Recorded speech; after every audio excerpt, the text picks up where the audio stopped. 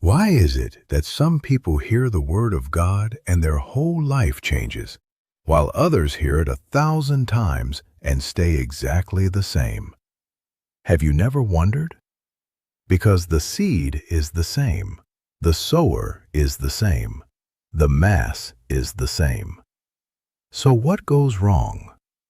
Today, Jesus gives you the answer, and it's one of the few times in the entire gospel that he explains one of his own parables, word by word.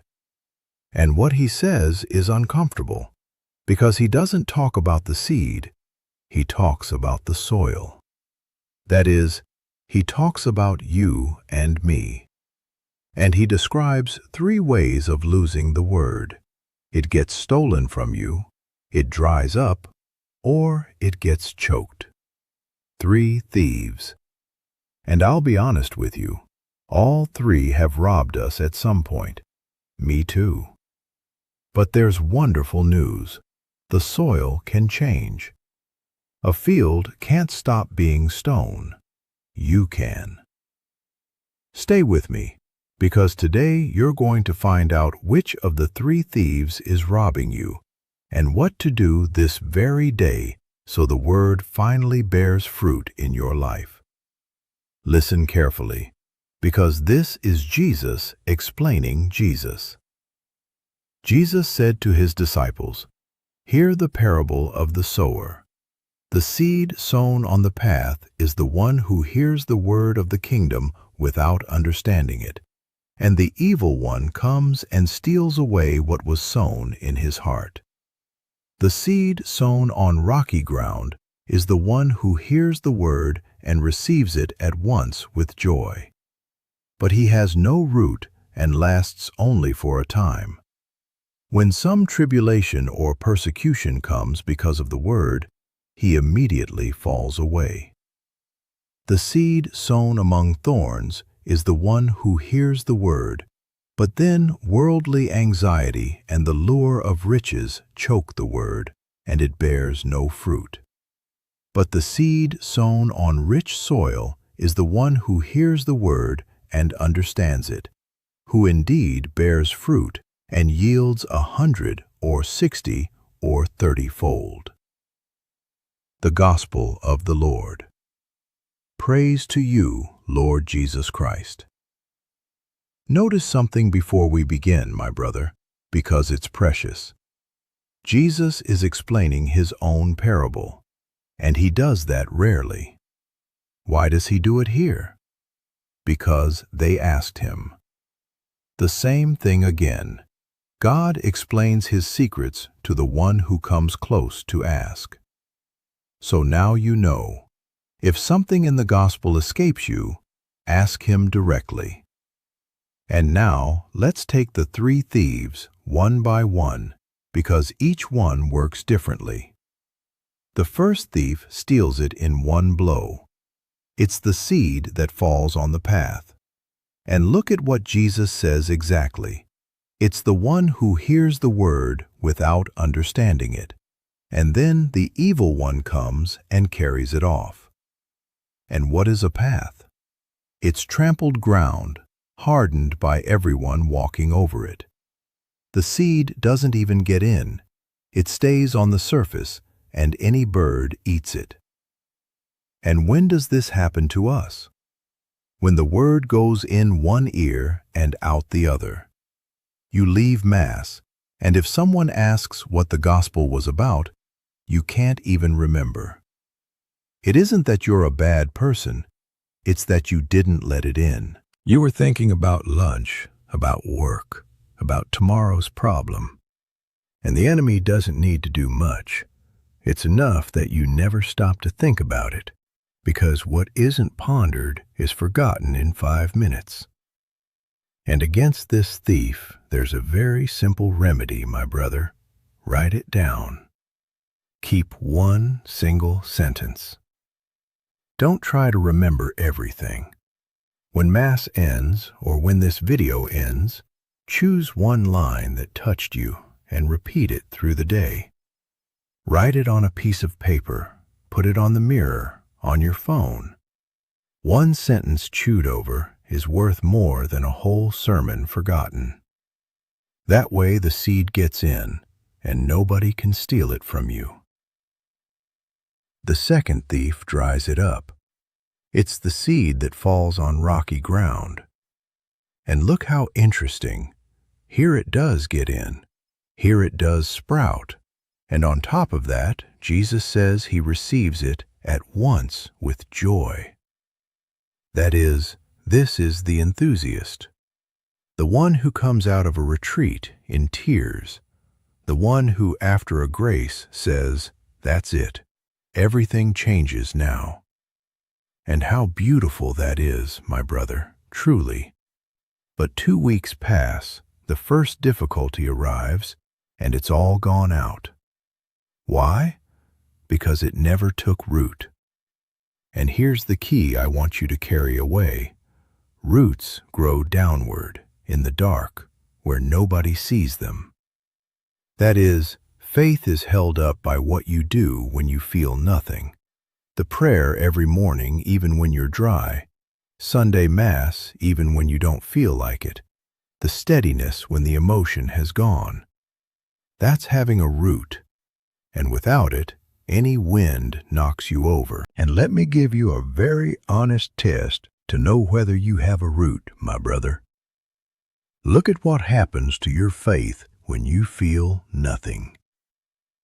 Because some people pray while it feels good, and the moment the emotion dries up, they quit. That isn't a root, that's enthusiasm. A root shows itself precisely in the drought. The tree that survives the summer isn't the one with the greenest leaves, it's the one with the deepest roots. So if right now you're in a dry stretch with no desire, not feeling God, and even so you keep praying, congratulations, you're putting down roots. That boring stretch is worth more than 1,000 emotions. And the third thief, my brother, is the most dangerous of all because it doesn't kill, it chokes. It's the seed among the thorns. And look carefully, here the plant is born, it grows, it looks green, but it bears no fruit. It stays barren. And Jesus says exactly what chokes it. Worldly anxiety and the lure of riches.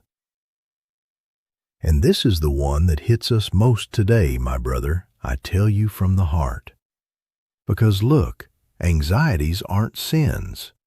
Worrying about money, about your children, about health, about work is not a sin. But when it fills your head so completely that no room is left for God, it chokes just the same. And it's more dangerous than scandalous sin. Do you know why? Because the one who sins gravely at least notices and goes to confession. But the choked one thinks he's fine. He goes to Mass. He calls himself a believer. He harms nobody. And his faith bears not a single fruit because it's buried under busyness. And the lure of riches is the same thing. It isn't about having money, it's about money having you. About living in a run after more, always more, and by the end of the day, not having a minute or a drop of energy left for the one thing you'll actually take with you. Think about it. How much time do you give each day to what ends, and how much to what doesn't end? There's your examination. And now we come to the rich soil, and look at how Jesus defines it, because it's impressively precise. It's the one who hears the word and understands it. Those two things together. Hearing isn't enough. You have to understand. And understand in the Bible doesn't mean being able to explain it nicely. It means letting it come all the way into your life, letting it change you, letting it become a decision. Understanding is when the word stops living in your head and comes down into your hands. And there's one last detail that consoles me enormously, and I want you to take it with you. The rich soil doesn't yield the same everywhere. Some give 100-fold, others 60, others 30. And do you know what that means? That God doesn't ask the same of everyone. Don't compare yourself with the neighbor who prays more or with the saint who did great things. Of you, your 30 is asked, and that 30 fills God's hands. Give the fruit you can give with what you are and what you have. That's enough. And now I'll give you the best news of all, my brother, the one that keeps this parable from being a condemnation and makes it a hope. In a real field, soil can't change. Stone is stone, and there it stays. But you aren't a field. You can change your soil, and that's the whole difference. Think about it. The hardened path is softened by silence and prayer. The stones are taken out one by one, with steadiness, with confession, with new habits. And the thorns are pulled up by putting order into your life, by saying no to what's excess. That is, my brother, if today you recognize yourself in one of the 3 bad soils, don't be discouraged. Rejoice, because you've just discovered exactly what you have to work on. And no soil is condemned to stay what it is. And one more thing, so you don't leave here anxious. Notice that the sower in the parable keeps sowing everywhere, on the path, on the stones, among the thorns. Any farmer would say that's a waste, that you only sow where it pays. But God doesn't calculate that way. He keeps sowing in you, even if you've been a path 1,000 times, even if you're full of stones. He never stopped sowing in your life, not a single day. And this very day, with this gospel, He's throwing down another seed. So, what do we take home today? That the seed is always good. What changes is the soil. That there are 3 thieves, the one who steals what you never pondered, the one who dries you up because you have no root, and the one who chokes you with worry and hurry. That the rich soil is the one that hears and understands. That is, the one that lets the word change its life. That we don't all give the same, and that's fine. And above all, that the soil can change. Start today. Today's task is very concrete, and I want you to actually do it. First, be honest with yourself and answer, which of the 3 thieves is robbing me right now? Forgetfulness, because I listen and ponder nothing? Lack of root, because I only pray when it feels good? Or the thorns, because I live in such a rush that God has been left without room in my day? Just one. Choose the one that stings the most, because that's the real one. And second, attack that very one. If it's the first, keep one single line from the gospel today and repeat it all day long. If it's the second, commit to praying tomorrow even without feeling absolutely anything.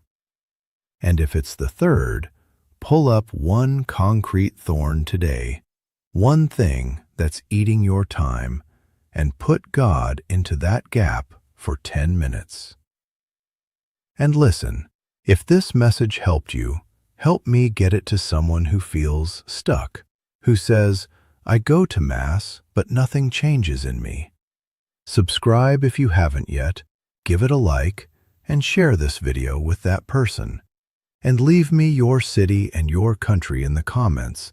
And if you want, write me which of the 3 thieves is yours with the number 1, 2 or 3, just the number.